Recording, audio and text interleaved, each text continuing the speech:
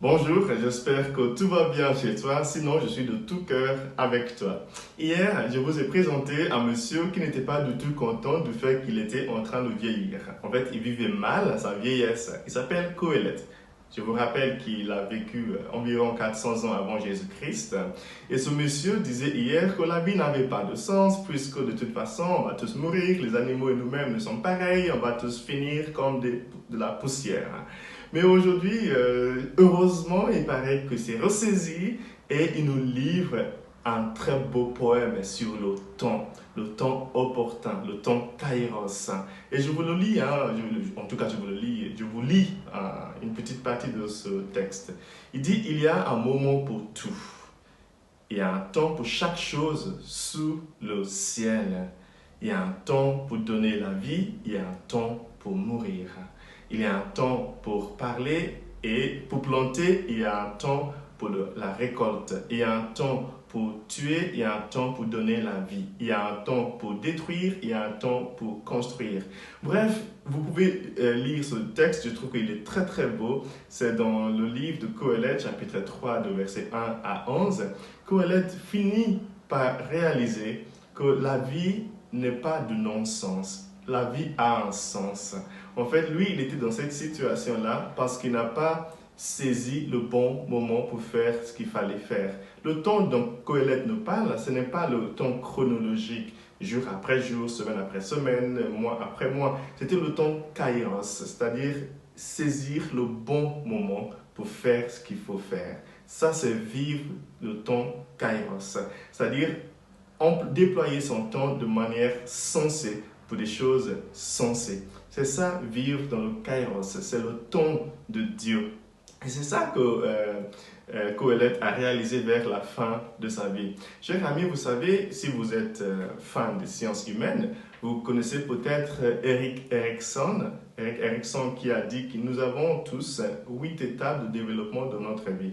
La dernière étape, c'est l'étape où nous sommes soit dans la fierté de soi, soit nous sommes dans le désespoir. C'est-à-dire, si tu as bien occupé ton temps, si tu as bien occupé ton temps, dans le sens de kairos, tu arrives à la vieillesse avec une fierté de soi, tu es fier de raconter ce que tu as fait de ta vie, tu es fier de transmettre aux autres tes valeurs, tu es fier de parler de ta foi, de tes convictions, de tes valeurs. Mais si tu as mal occupé ton temps, tu arrives au désespoir. Tu crois que la vie n'a aucun sens, de toute façon, bon, on va mourir comme des animaux et que nous allons tous finir dans la poussière. Eh bien non, chaque moment de notre vie est important. Est important parce que peu importe notre âge, nous pouvons toujours faire quelque chose de bien. Il n'est jamais trop tard pour faire le bien. Ce n'est pas parce qu'on est âgé ou on a l'âge d'or qu'on ne pourrait plus faire quelque chose. On peut toujours aimer, on peut toujours sourire, on peut toujours semer, on peut toujours transmettre. Peu importe notre âge, nous ne tombons pas dans cette tentation de Coëlette qui nous fait croire que tout est foutu, tout n'a aucun sens. Non, c'est une mauvaise tentation. Jésus nous dit ce matin qu'il y a un temps pour tout. Coëlette nous l'avait déjà dit et Jésus le répète dans l'évangile selon Saint Luc, chapitre 18, chapitre 9, de verset 18 à 22. Dans cet évangile, Jésus venait de faire un bain de foule. Il a nourri 5000 personnes avec de pain et de poisson et c'était un moment de gloire. Après, il se retire pour aller prier seul. Il y a un moment pour être avec les amis, il y a un moment pour se retirer pour être avec soi-même. Il y a un moment pour boire et manger, il y a un moment aussi pour méditer, pour réfléchir et pour planifier sa vie. Il y a un temps pour tout. C'est ça que Jésus voulait aussi apprendre à ses apôtres ce matin. Une fois que Pierre lui a déclaré, par exemple, comme le Messie, Pierre attendait de Jésus maintenant que la gloire commence, que maintenant ils vont tous monter sur les chevaux, maintenant ils vont conquérir Jérusalem.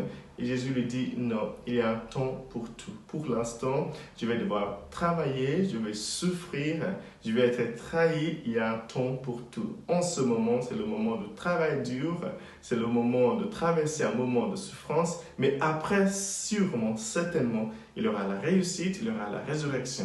Mais il y a un temps pour tout. Il y a un moment de bataille, il y a un moment pour la victoire. Il y a un temps pour tout.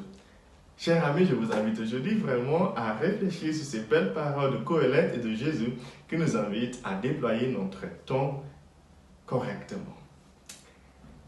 On peut tout récupérer sauf le temps. Si tu perds ton argent, ta santé, si tu as la chance, tu peux le récupérer. Mais si tu perds ton temps, c'est fini. Que Dieu te bénisse aujourd'hui, le Père, le Fils et le Saint-Esprit. Amen.